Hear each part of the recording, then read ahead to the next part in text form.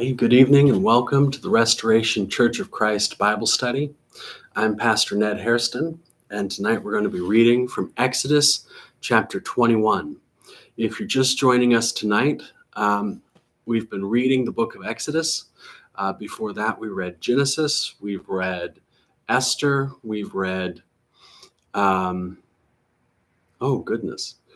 read the Gospel of Matthew and the book of Revelation. So go ahead and go back and enjoy those Bible studies as well. So before we get into Exodus 21 tonight, I want to remind you that if you have any questions at all, you can type them into the chat on the side there. If you have trouble with the chat, my contact information can be found at the church's website, restorationcoc.org, right there on the laptop. And you can text me. Send me a text if the group chat is not working. I happen to have my phone right here with me. Don't call. I will not pick up. So, Exodus chapter 21. Let's get into it. I'm reading from the World English Bible, and that is because it is in the public domain, and I read chapter by chapter. Your Bible probably is not this one, but that's a good thing. We should have multiple translations at a Bible study. Chapter 21 opens somewhat problematically because we're already going to stumble over a word we don't know. It says in verse 1, "Now these are the ordinances which you should set before them." All right, first question, what's an ordinance? Is it like a commandment? Is it a law? Your Bible may say law. I checked about a dozen translations before coming here today, and some of them say ordinance, some of them say law. Only one of them that I checked actually translates this correctly from Hebrew. Now, if ordinance is like a commandment, then it should say commandment, like the 10 Commandments, right? Except 10 Commandments don't actually say commandments either. The 10 Commandments, the Decalogue in Greek, right? Decalogue, 10 words. That's a literal translation from what it says in Hebrew, right? The 10 Debarim, words, but also sayings or categories, quite literally chambers, rooms. They're categories. So rooms for words, they're categories or sayings. So the 10 sayings, we might say. 10 sayings, that's not quite a commandment, is it? And yet, when we read them, they sound very much like commandments. But really, they're rooms for holding what these are, which are, in Hebrew, ordinances, is mishpat. What does mishpat mean? Well, looking it up, it means judgments. As in, you go to court and the judge passes a sentence, right? That sentence is the judgment of the court. And, well, actually, the judgment comes before the sentence, doesn't it? So the judgment, innocent, guilty, what should be done, that's the sentence. But mishpat is the judgment. It is the decision. So, in chapter 21, verse 1, it says, "Now these are the ordinances. Now these are the decisions you shall set before them." And only the New King James Version, from the ones that I checked, says, "These are the judgments." What's Moses doing here? Well, he's following the advice of his father-in-law, Jethro. You remember chapter 18. It says, 13 times Moses' father-in-law, Jethro. Jethro, Moses' father-in-law. Jethro, the father-in-law of Moses. It says it over and over in different ways to get our attention that Jethro is Moses' father-in-law, because we know that Moses has something profound to say. So how much more so Moses' father-in-law, Jethro? And what is his profound wisdom that he gives to Moses? Don't wear yourself out trying to do everything. The little decisions, let the elders of the people decide those. And the things that have them stumped, let them bring those things to you, and you can take those before the Lord and find out what the Lord's decision is. Those are the mishpat. Those are what we're reading here in chapter 21. So I want to emphasize that these are not general laws, as some of your Bibles may say. These are not ordinances given to everyone, right? And you may have a different association with the word ordinance. If, like me, you grew up in the churches of Christ, then you've heard that there are two ordinances, right? There's baptism and there's communion, or the Lord's Supper. And you may be familiar with those two things being, in other traditions, sacraments. The Catholics, for example, have 7 sacraments. They have baptism, confirmation, Holy Communion, penance, marriage, holy orders, and anointing of the sick. So those are all sacraments, but in a Protestant tradition or a non-denominational tradition, those are going to be ordinances. Well, that's not at all like this list that we're going to read. And so, even though that may be the association you have with this word, it's not at all the same thing. These are the decisions which you, Moses, shall set before them. And I want you to notice they're not general. Moses is taking specific cases before the Lord. And we're not told what those specific cases are. We're told what the decision was. Now, this is kind of similar to the Mishnah, right? The Mishnah is the commentary on these decisions. They're decisions that were made based on these court decisions. If you're familiar with the way that the court works, right? Decisions are made on the basis of past decisions that were made. And so which of course are always based on the law. So these should tell us the past decisions that were made, as well as anything else, any laws that inform them. So we're going to be looking out for those as we read them. So, verse 2, here's the first one. If you buy a Hebrew servant, oh boy, we're off to a rough start, aren't we? If you buy a Hebrew slave, my Bible says servant. That's not the word that's being used here. If you buy a Hebrew slave, he shall serve 6 years, and in the 7th he shall go free without paying anything. If he comes in by himself, he shall go out by himself.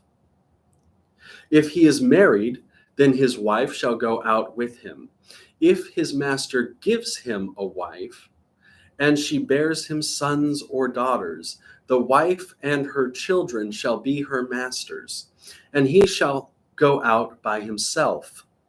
But if the servant shall plainly say, I love my master, my wife, and my children, I will not go out free. Then his master shall bring him to God. And this is kind of strange that mine says to God, and yours might say to the court, to a judge. And that's basically the name for God that's being used here, is the judge. And it may be that there is a court where he can come and say that he wants this done. but it has to be done in an official way, is the point. And shall bring him to the door, or to the doorpost, and his master shall bore his ear through with an awl, and he shall serve him forever. So, right off the bat, we have a problem of what to do with slaves. And this is the first question that's brought to Moses. But the second I want you to note is like it, because the problem isn't what do we do with someone who's enslaved? The problem is, what if he has a family? Is his family enslaved? What if he doesn't love his family? Like, I want you to notice in verse 4, the assumption is that he doesn't love his family, because the master gives him a wife and she bears him sons or daughters, but he goes free without them. But if he says, but I love them, then he has to be given another option. There is an assumption that love does not necessarily equal marriage in this arrangement. And so there are exceptions being created. What if he has a family already? What if he doesn't love his family? What if he does love his family? There are decisions being made based on the situations that have been brought before Moses. And they are being made in his day, in his cultural situation. So I want you to notice that the man who doesn't love his wife and his children just goes free.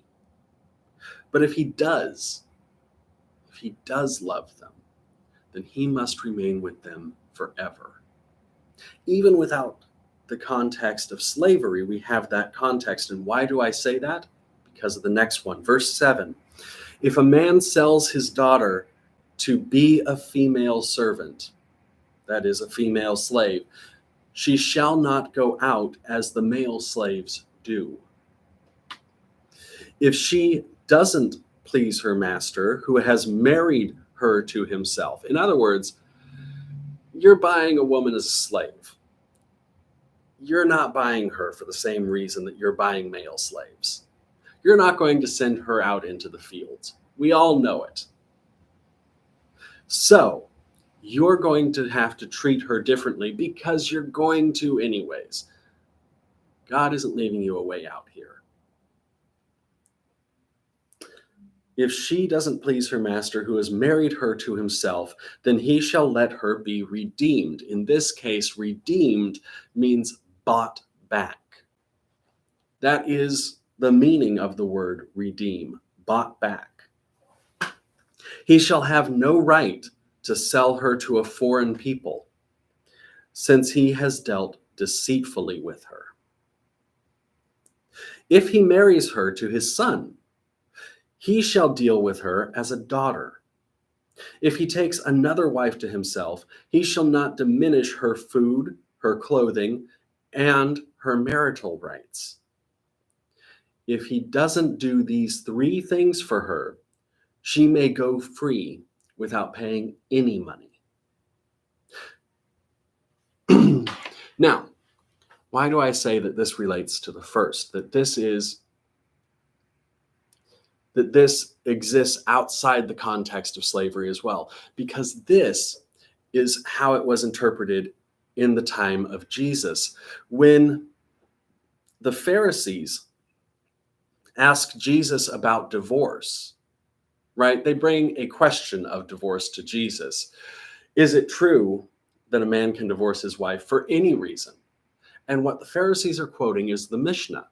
There are two cases cited in the Mishnah. One of the rabbis decides that a man can divorce his wife for any reason at all, if he finds any offense in her. Or a later rabbi even states if he finds another woman to be more pleasing, he may divorce his wife. And that rabbi, by the way, is the one who trained the Apostle Paul. But there's a third rabbi in this argument, and he states that only in the case of sexual immorality, in other words, it has to be a grave offense for a man to divorce his wife, not just for any reason at all. The Pharisees asked Jesus, is it for any reason at all? Jesus deflects the question, but the whole basis of it is on two things. One, a man may divorce his wife if he finds an offense in her. Two, a wife may divorce her husband if he does not support her in these three ways. We find this in the Mishnah. Now, this text, of course, verse 11 says if he doesn't do these three things for her. 10 and 11 are being taken out of context to make that argument, because here it applies only to a slave if we take it in the context of verse 7. But the Pharisees take it out of that context. In fact, their argument for divorce, that it may be done for any reason at all, takes out of context the text from Deuteronomy that they're quoting,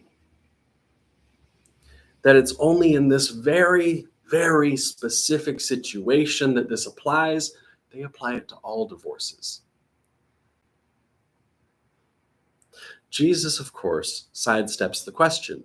He goes back to Genesis and says that the goal of marriage is that a man and a wife be joined together as one flesh.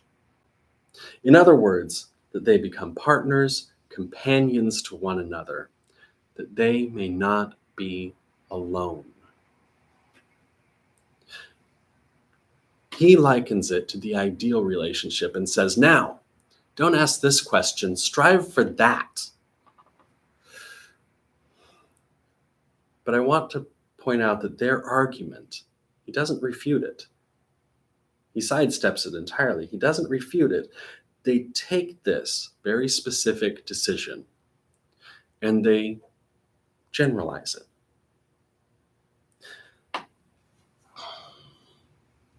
So, this is a very specific decision referring to a man selling his daughter to be a female slave. If she doesn't please her master, he can't just sell her.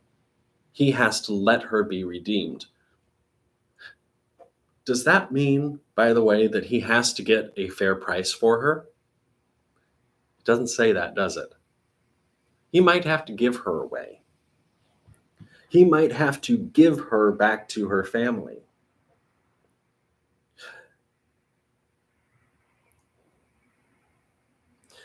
If he marries her to his son, he shall deal with her as a daughter. It doesn't tell us, by the way, how he's to deal with her as a daughter. The Bible that I read earlier today was the Net Bible, the New English translation. And it says, as he shall deal with her customarily as a daughter. In other words, there's a custom established. There is a tradition. He will deal with her as is traditional for a daughter.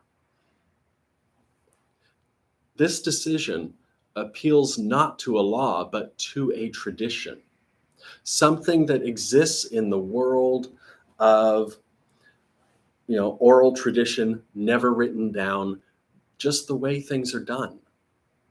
And this deals with that. And if we're used to the idea that all the laws are written down, right? Here in America, we have a constitution. All laws are written down. If it's not written down, it's not a law. Someone asked me the other day, hey, I heard you can't make a U-turn in front of a school. What? Now, I've read the driver's handbook here in California. It's not in there. But I can tell you, if it is a law that you can't make a U-turn in front of a school, well, then it has to be written down somewhere. It has to be written down in the legal code somewhere. And you can go through the whole California legal code and find out if it is in fact a crime to make a U-turn in front of a school. Well, it's not. But in the realm of oral tradition, it might be a bad idea. It might be, it might be frowned upon. But is it illegal? No, not really. Someone told me you can't walk around without your ID. Well, the police would very much like it if every one of us carried ID, because it would make paperwork a whole lot easier for them. But there's no law that we have to carry around ID. And think about this, everyone under the age of 18 is walking around without ID. You don't have to have your ID with you unless you're going to use a credit card or drive or buy alcohol. So there's this idea that there are laws that aren't written down. That is very much what's happening here. There are, in fact, traditions. They're not written down. Everyone abides by them. And Moses is referring to them. By the way, we don't know what they are. But if we wanted to apply this today, if we wanted to say, well, no matter how you got married, you have to treat one another in a certain way, right? And Paul appeals to this when he writes to the Galatians, when he writes to the Corinthians, when he writes to Timothy. He asserts that women have rights, that men do not own their wives. They are partners to them. And women have rights, even though Zeus says you don't, even though Hera says you don't, even though the Roman government says that wives are properties of their husbands. Well, the Torah disagrees. And this is a decision handed down by God. Women have rights. That's where Paul went with this. He takes a commandment about slavery and uses it to assert that all people have rights, whether male or female, slave or free, Jew or Gentile, we are all one in Christ. That's what he extrapolates from this commandment. Verse 12, one who strikes a man so that he dies shall surely be put to death, but not if it is unintentional, but God allows it to happen. Then I will appoint you a place where he shall flee. These were known as the cities of refuge. And if I remember correctly, and I probably don't, there were 7 of them in the land of Israel. And you could flee to any of these 7 cities. Verse 14, if a man schemes and comes presumptuously on his neighbor to kill him, you shall surely take him from my altar that he may die. In other words, if a man premeditates murder, if it's manslaughter, whatever, let him flee to another city. But if it's murder, if it's premeditated murder, then let the authorities come even before the altar of God, even if he's in the middle of worship. Let him be taken from the altar of God and let him be put to death. There will be no sanctuary for that person. Verse 15, anyone who attacks his father or mother shall be surely put to death. Anyone who kidnaps someone and sells him, right? That's ransoming someone. Or he is found in his hand, he shall surely be put to death. Anyone who curses his father or mother shall surely be put to death. Now, in another translation I read, I'm thinking of a later commandment. So here we have three commandments that go together, and they're taken from we have three, well, not commandments, three decisions taken together that come from one commandment. Honor your father and mother. Why? That you may live a long time in the land in which you are going. In other words, you honor your father and mother to support them in their old age, that you may live a long time. Because if you honor your father and mother in their old age, then your children will do the same for you when you grow old. And that way, you may live a long time. Well, anyone who attacks his father and mother or curses his father and mother, well, they're not supporting them in their old age.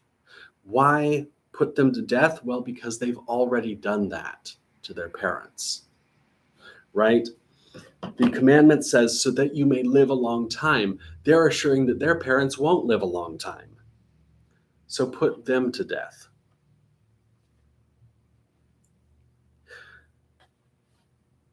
If men quarrel and one strikes the other with a stone or with his fist and he doesn't die, but is confined to bed, if he rises again and walks around with his staff, then he who struck him shall be cleared.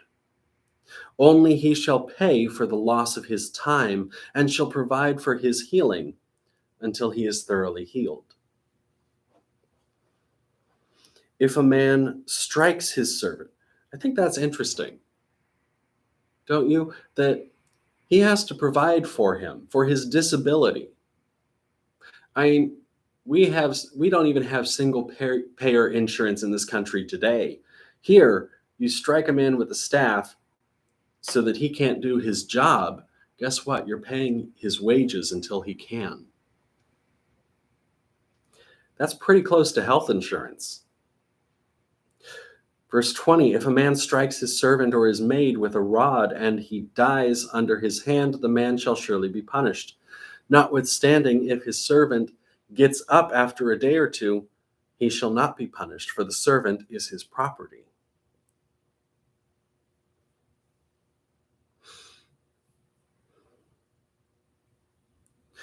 If men fight and hurt a pregnant woman so that she gives birth prematurely and yet no harm follows, he shall be surely fined as much as the woman's husband demands and the judges allow.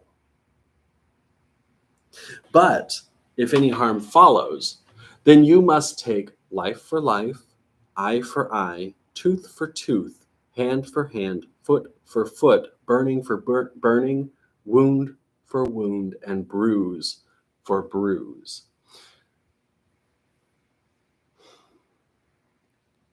You might ask, how is this even a standard of justice? In fact, we can think of better standards of justice. You can probably name one off the top of your head. And that's because what is following here is not God's perfect law for the perfect standard of justice. It is the bare minimum moral standard. Because it says, but if any harm follows, you must take life for life, eye for eye, tooth for tooth. And as Gandhi said, an eye for an eye leaves the whole world blind. We will wrong each other. And Jesus reminds us that what we are to do is forgive one another. We'll get there. Don't worry. It starts off pretty dire, but we will get there in the Torah. But these statements are limitations, right? You will take life for life, eye for eye, tooth for tooth. They're limitations. Why? Because what you would want to take is revenge. And revenge is so much more than an eye for an eye. It is you take an eye, I take a life. That's revenge. All right? Life for a bruise. But God says you can't do that. You can only take eye for an eye, tooth for a tooth, hand for a hand, foot for a foot. no more than was taken from you. Verse 26, if a man strikes his servant's eye or his maid's eye and destroys it, he shall let him go free for his eye's sake. If he strikes out his male servant's tooth or his female servant's tooth, he shall let the servant go free for his tooth's sake.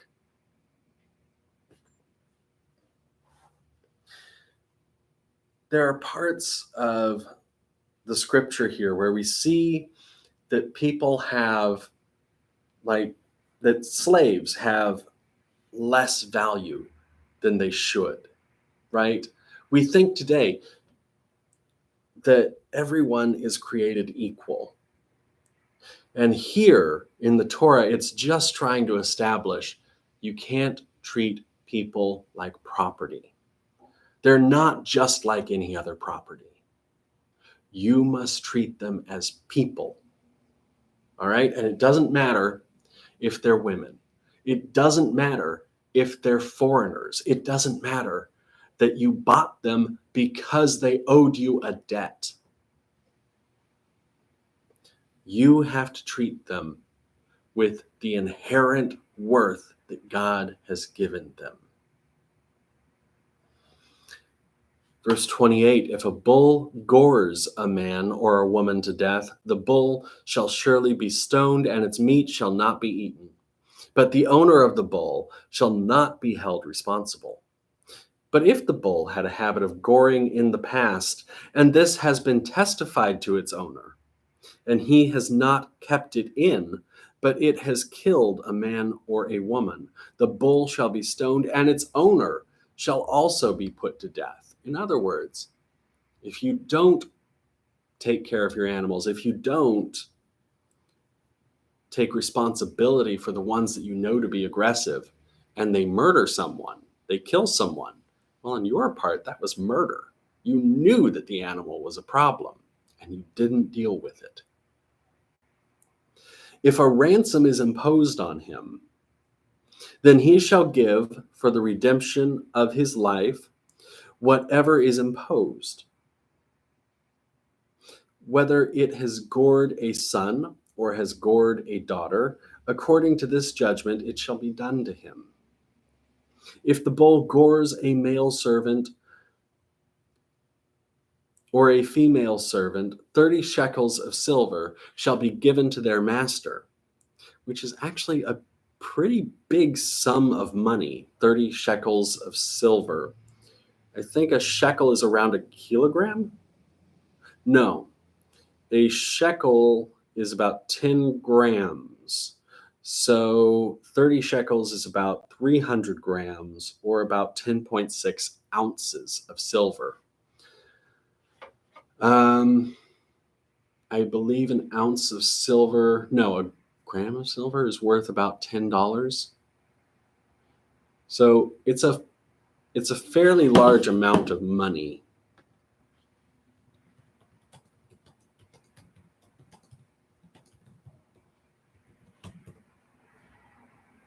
Price of a gram of silver is 78 cents. So that would be about $234. Never mind, I was thinking that was a whole lot more money. Okay. Shall be given to the master, and the ox shall be stoned. Now, I want to remind you, if anyone has any questions, please type them into the chat. We're really getting out into the weeds with these laws, not even laws, with these decisions. And some of them are incredibly offensive to our modern sensibilities. Some of them are just incredibly offensive, in fact. Not even to our modern sensibilities. They're just offensive. Verse 33, if a man opens a pit, or if a man digs a pit and doesn't cover it, and a bull or donkey falls into it, the owner of the pit shall make it good. He shall give money to its owner, and the dead animal shall be his.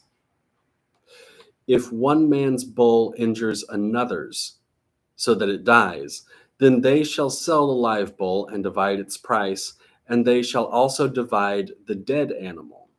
Or if it is known that the bull was in the habit of goring in the past, and its owner has not kept it in, he shall surely pay bull for bull, and the dead animal shall be his own. In other words, you just bought yourself a bull, mister.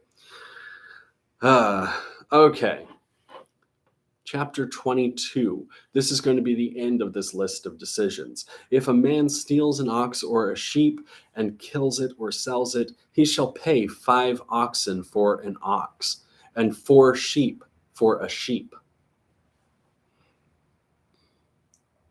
So if you steal it, you have to pay back 4 or 5 times as much.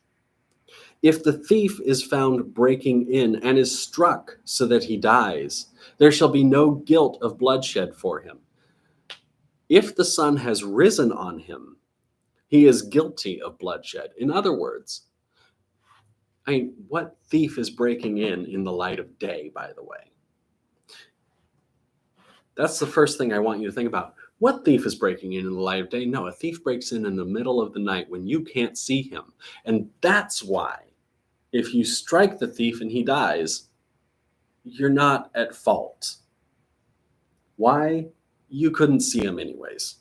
But if it's the middle of the day, well, that's kind of fishy. Why is a thief breaking into your house in the middle of the day anyways? Plus, you killed him? No. This is beyond weird. This is just murder. And I want you to think, it doesn't seem progressive, right? If you strike the thief and kill him, well, you're not guilty. But if it's the middle of the day, yeah, you are. It doesn't seem progressive, but in a lot of places in this country, you can be shot for trespassing in the middle of the day. Florida has a stand your ground law that is exactly this. And it's not exactly this because you can do that in the middle of the day. You can shoot someone on your property and kill them and face no charges in Florida. So a book that talks about slavery and women being property and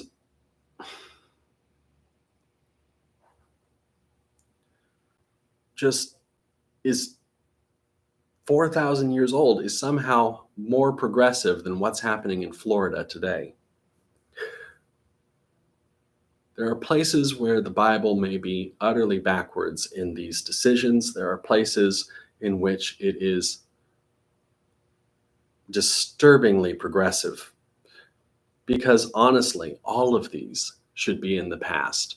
But we still have something to learn from them because it's hit and miss. And here's one of those. If a man causes a field or vineyard to be eaten by letting his animal loose, and it grazes in another man's field, he shall make restitution from the best of his own field and from the best of his own vineyard. Right? We have cases where ranchers let their cattle graze in national parks. They're letting their cattle loose in national parks. All right, public land that is supposed to be a nature preserve. They're letting their cattle loose to go graze in it. And what are they fined for it? Nothing. Once again, the Bible is more progressive than what is happening today. Verse 6, if a fire breaks out and catches in thorns, so that the shocks of grain or the standing grain or the field are consumed, he who kindled the fire shall surely make restitution. Right? We have this problem in California all the time. We have wildfires. Why? Someone was smoking on the side of the road, threw out their cigarette butt out the window, and it caught fire. Someone was smoking, sitting around the campfire smoking, threw their cigarette butt, and it caught fire. We have this every summer. And quite often, it's because someone was smoking. And not being responsible for themselves. Do they make restitution? Yeah, we tax them like crazy.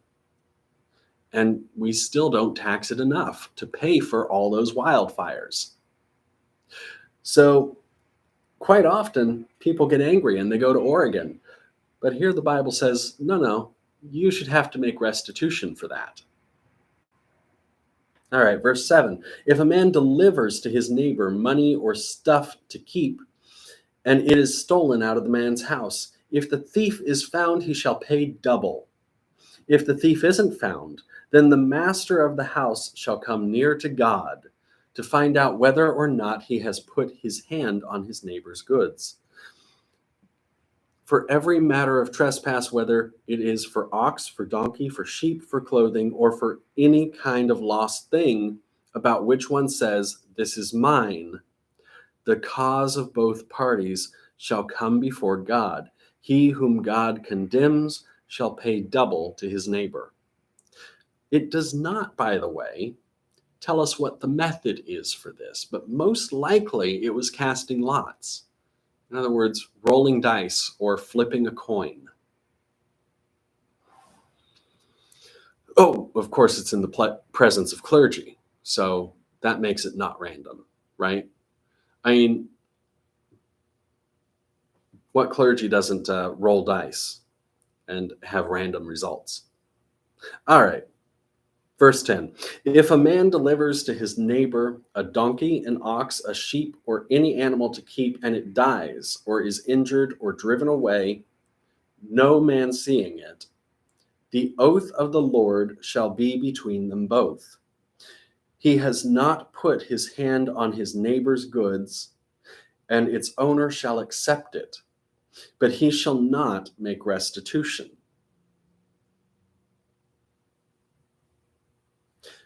But if it is stolen from him, the one who stole shall make restitution to its owner. If it is torn in pieces, let him bring it for evidence. He shall not make good that which was torn. In other words, if it's lost by accident, no restitution. But if it is stolen, the fault is with the person who stole it. If a man borrows anything of his neighbor's, now this is different. If a man delivers to his neighbor a donkey, right? If the man delivers to his neighbor a donkey, if you lend it to him, but if he borrows it, aren't those the same thing? Maybe. Or maybe if a man delivers to his neighbor a donkey, then he's giving it to him, and he can't claim ownership of it anymore. But if it's stolen, the one who stole it shall make restitution to his owner, even though the man didn't buy it, it was given to him. All right. If a man borrows anything of his neighbor's and it is injured or dies, its owner not being with it, he shall surely make restitution. If its owner is with it, he shall not make it good. If it is a leased thing, it came for its lease. All right. So if the owner lends it and is still with it, then the owner is the one who's responsible for it. No restitution is going to be made. If the owner is not with it anymore, then if it's borrowed and the owner is not with it, then it is up to the person who borrowed it to pay whatever is owed. But if it's a leased thing, if you lease it, then the lease covers the cost of the damaged property.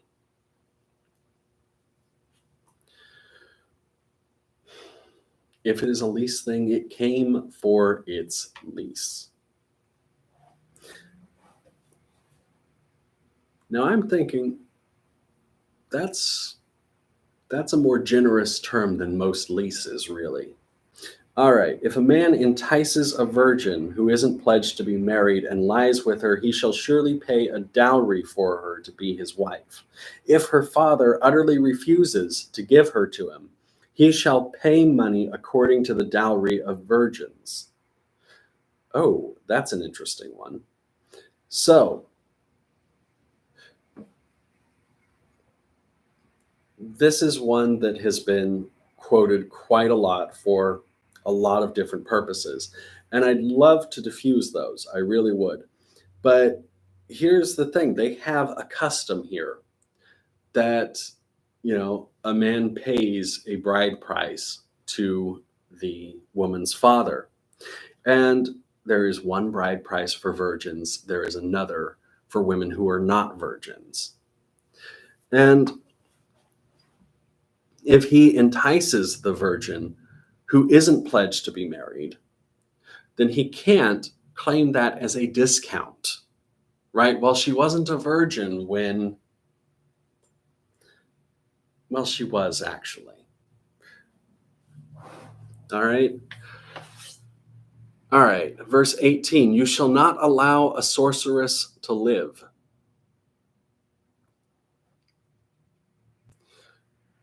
Whoever has sex with an animal shall surely be put to death. He who sacrifices to any god except to the Lord only shall be utterly destroyed. You shall not wrong an alien or oppress him. Now, an alien, that's in my translation here. This is a resident foreigner, right? This is some foreigner who's living among you, right? They come from a different country. They might be migrants, they might be refugees, but regardless, they are a foreigner. You shall not wrong a resident foreigner or oppress him, for you were aliens in the land of Egypt. In other words, you know what that's like, so don't do it. You shall not take advantage of any widow or fatherless child. If you take advantage of them at all, and they cry at all to me, I will surely hear their cry, and my wrath will grow hot, and I will kill you with the sword, and your wives shall be widows, and your children fatherless. We always see together widows, orphans, and refugees. That the Torah stands up for these three groups of people, the vulnerable groups, these three specifically together. If you lend money to any of my people with you who is poor, you shall not be to him as a creditor. You shall not charge him interest. If you take your neighbor's garment as collateral, you shall restore it to him before the sun goes down, for that is his only covering. It is his garment for his skin. What would he sleep in? It will happen when he cries to me that I will hear, for I am gracious. So this passage, chapter 22, verse 25, this is what Jesus appeals to when he says, let those of you with two cloaks give to the one who has none. All right. This one says, if you lend your cloak out, if you take your neighbor's garment as collateral, you have to give it back to him by the end of the day. Jesus says, listen, we don't need interest. We don't need debt. Just if you have more, give to those who are poor. Simple as that. Verse 28, you shall not blaspheme God nor curse a ruler of your people. In fact, blaspheme and curse in this are the same word in Hebrew. You shall not curse God nor curse a ruler of your people. And it creates this parallel, right? You are to look at the ruler as if they are a representative of God. What if it's not earned? Well, Moses says, don't curse them. And These are specific decisions, not general laws. So, verse 29, you shall not delay to offer from your harvest and from the outflow of your presses. That's kind of an obscure one. So, what they're talking about is giving the first fruits as a sacrifice, as a sacrifice to God. And why is this? Well, because there are certain times of the year when certain fruits or vegetables or grains are harvested. And if you wait to give them as a sacrifice to God, what you're doing is starving the priests, right? The priests of God eat the sacrifices. And so if you withhold those first fruits, they're not getting them in season. They are starving at one point, and then they have an abundance when the next crop comes in. So suddenly, at one point they're starving, and then at another point they have far more than they can eat.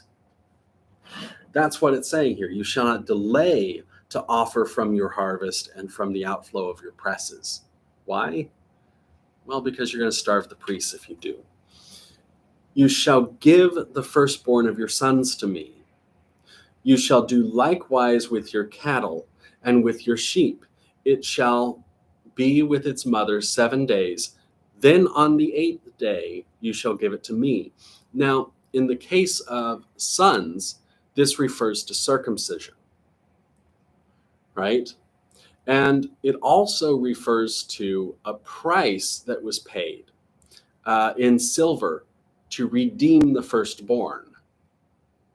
The price for the firstborn had to be paid, but for the animals, it didn't necessarily have to be paid. They could be sacrificed instead. You could not sacrifice your firstborn son. All right, that was not allowed. You couldn't just get out of paying the price in silver and just be like, well, sorry, Isaac. No, you can't do that. Sorry. All right, verse 31. You shall be holy men to me. Therefore, you shall not eat any meat that is torn by animals in the field. You shall cast it to the dogs. Because you are holy.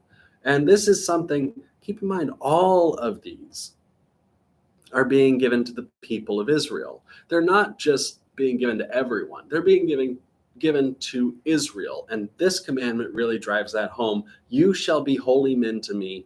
Therefore, you shall not eat any meat that is torn by animals in the field. You shall cast it to the dogs.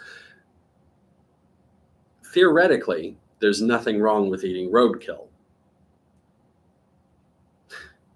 That's what this is saying. Because you are holy, you won't eat roadkill.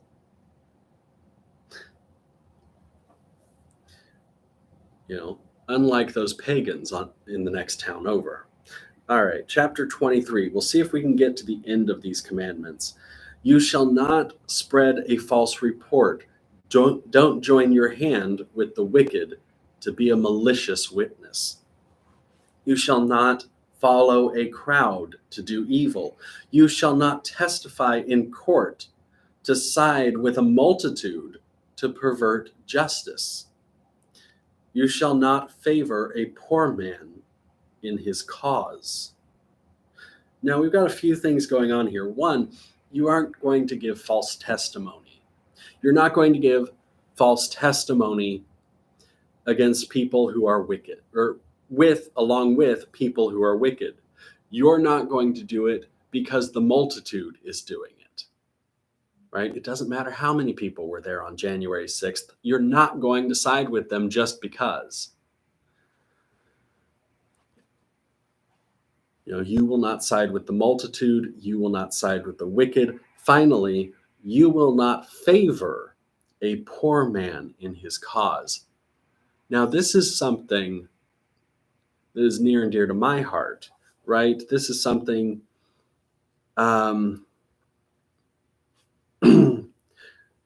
this is the Robin Hood sort of thing. You shall rob from the rich and give to the poor. But here it says, you will not favor the poor man. In other words, you'll give justice even if it's for the rich.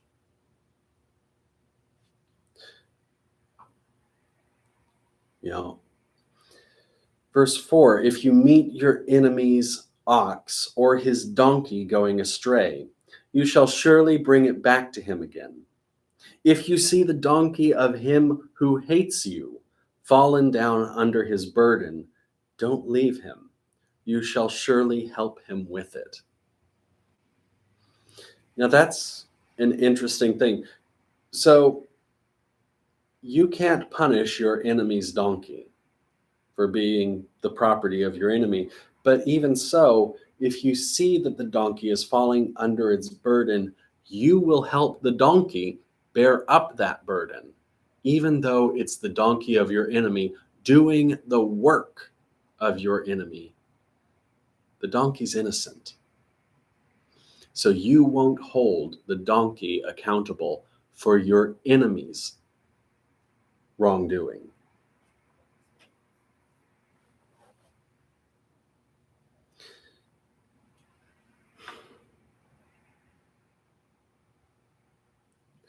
You shall not deny justice to your poor people in their lawsuits. This is the inverse of what came before, right? You will not favor the poor in their causes, but you will not deny justice to your poor people in their lawsuits. It's easy to favor the rich. They have all the power.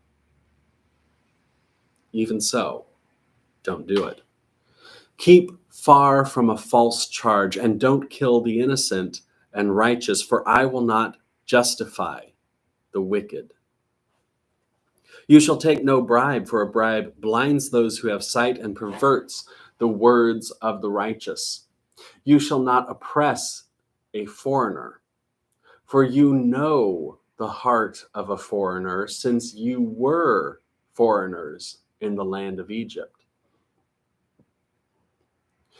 For 6 years you shall sow your land and shall gather in its increase, but the 7th year you shall let it rest and lie fallow, that the poor of your people may eat. And what they leave, the animal of the field shall eat. In the same way you shall deal with your vineyard and with your olive grove. So here it's expected you will set aside a 7th of everything for the poor and for the animals of the field, for the wild. A 7th of everything. Have we set aside a 7th of this country as wildlife preserves? Do we set aside a 7th of everyone's income to pay for the needs of the poor? I don't think we do that today. Well, they tried to do it 4,000 years ago. Maybe we should try and get back on track with that. 6 days you shall do your work, and on the 7th day you shall rest, that your ox and your donkey may have rest, and the son of your servant and the alien may be refreshed. Be careful to do all things that I have said to you, and don't invoke the name of other gods, or even let them be heard out of your mouth. Why would they be invoking the names of other gods? Well, maybe they didn't like this set of rules all that much, right? It's not easy to set up a 7th aside for the poor. It's not easy to ignore the bribes of the rich and side with the poor just because they're on the right side. Verse 14, you shall observe a feast to me 3 times a year. You shall observe the feast of unleavened bread, right? That's Passover. Or in Christian circles, that's Easter. 7 days you shall eat unleavened bread, as I commanded you, at the time appointed in the month Abib, for in it you came out of Egypt. And no one shall appear before me empty-handed. And the feast of harvest, the first fruits of your labor, which you sow in the field, and the feast of ingathering at the end of the year, when you gather in your labors out of the field. 3 times in the year, all your males shall appear before the Lord God. So the feast of the harvest, that's the harvest festival, that's Halloween. And lastly is New Year's Eve, putting them in our modern terms, right? We've got Easter, we've got Halloween, and we've got New Year's Eve. You will observe these 3 holidays, Israel. 3 times. Okay. Verse 18, you shall not offer the blood of my sacrifice with leavened bread. The fat of my feast shall not remain all night until the morning. You shall bring the first of the firstfruits of your ground into the house of the Lord your God. You shall not boil a young goat in its mother's milk. This last one, part of verse 19, you shall not boil a young goat in its mother's milk. This is a large portion, a large portion of what makes up the kosher regulations is based on this one verse. All right? You shall not boil a goat in its mother's milk. It's why you can't have meat and dairy at the same time.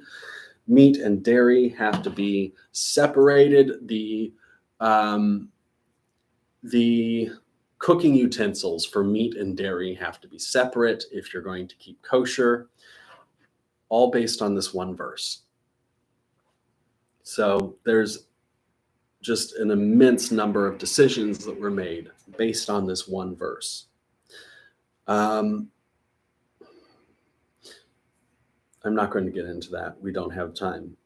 Now, behold, I send an angel before you to keep you by the way and to bring you into the place which I have prepared.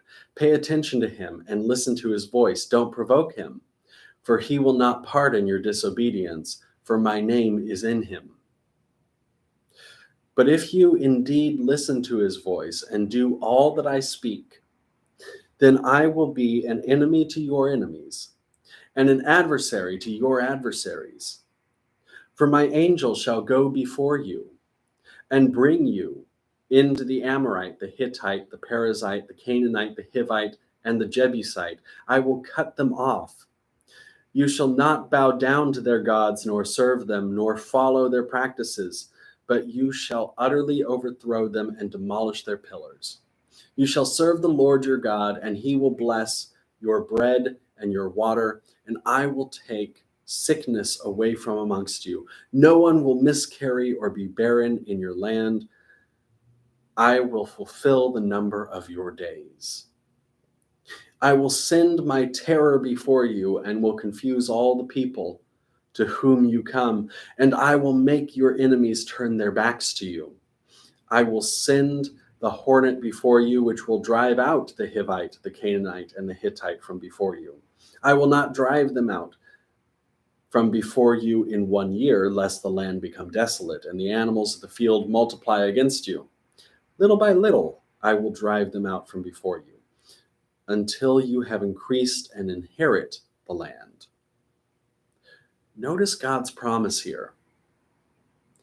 If you do what is righteous, if you do what's good, if you just follow these 10 commandments, if you listen to my voice and do what's right, I'll take these people who I've declared are wicked, right? They hold the land, but they're wicked, and that's why I'm driving them out of the land.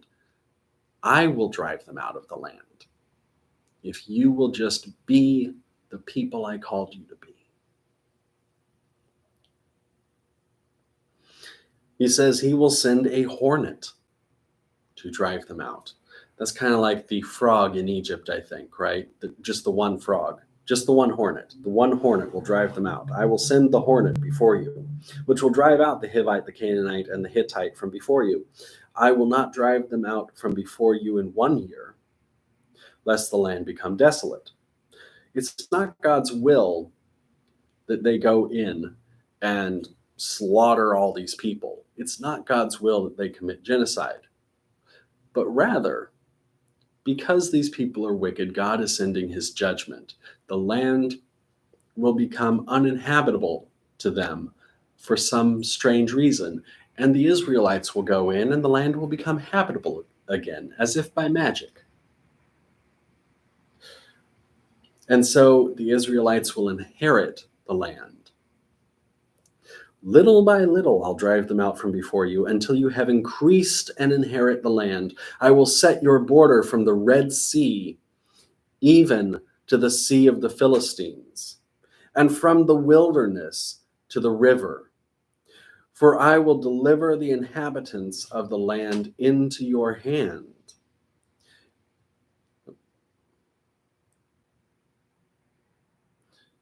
And you shall drive them out before you. You shall make no covenant with them, nor with their gods. They shall not dwell in your land, lest they make you sin against me. For if you serve their gods, it will surely be a snare to you. This is both a warning and a prophecy that the people of Israel should not do this, or their path will be more difficult. But they're also going to do it because, well, guess what? No one's perfect. So, next week we'll start chapter 24. And let me tell you, we are really getting into the weeds of the Torah here. If you've enjoyed this, please let me know. You can find my contact information at restorationcoc.org. This has been the Restoration Church of Christ Wednesday night Bible study. We meet every Wednesday night at 5 p.m. California time. So I hope to see you next week. And until then, may the peace of God be with you.